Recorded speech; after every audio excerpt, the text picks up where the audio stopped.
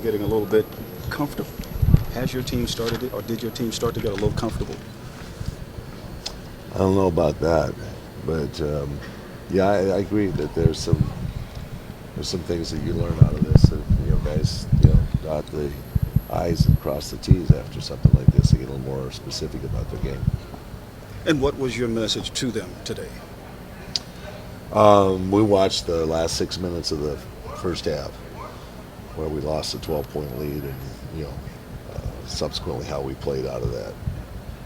I've been kind of holding the starters' foot to the fire, so to speak, and getting them the idea that we have to play better at certain times in the game.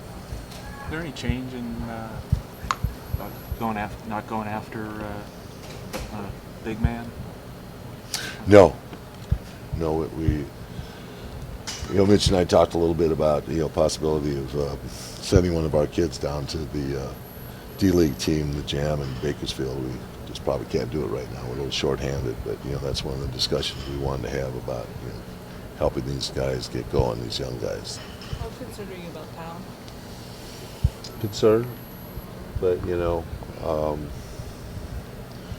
he's a pretty resilient player. We think that he can come back and play.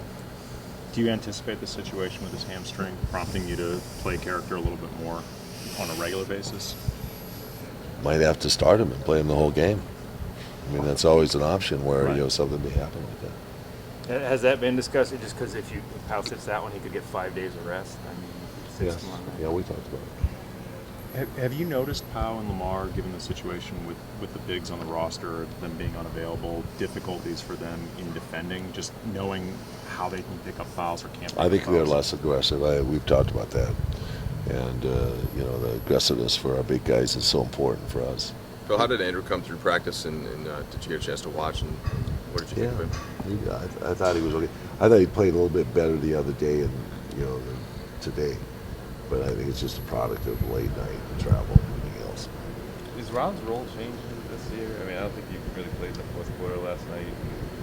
And, now that Barnes is in the mix, how things changed for him? I'm telling him that he's still our defensive stopper. I thought he was out there at the end of the Memphis game the night before. And I want to, some of the guys are a little older. The guys are over 30 and back-to-backs. I want to watch if I can, watch the minutes. And that's one of the reasons why we looked at the first half, was because our bench set up a perfect half. They got a lead, they pushed the game. Our starters came back with 6 minutes to go in the second quarter, having rested the whole quarter.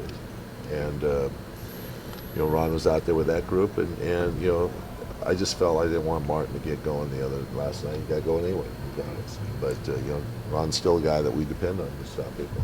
How is he handling that adjustment in terms of your role? He says, I don't care if I play 2 minutes or 42 minutes as long as we win. So that's the right attitude.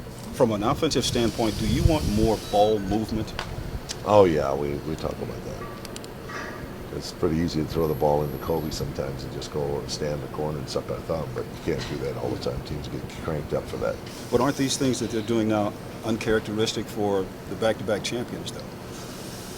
Well, we've had last year we had a little run at the end of the season that was bad that came along. You go through those spells during the year, and I hope this is ours.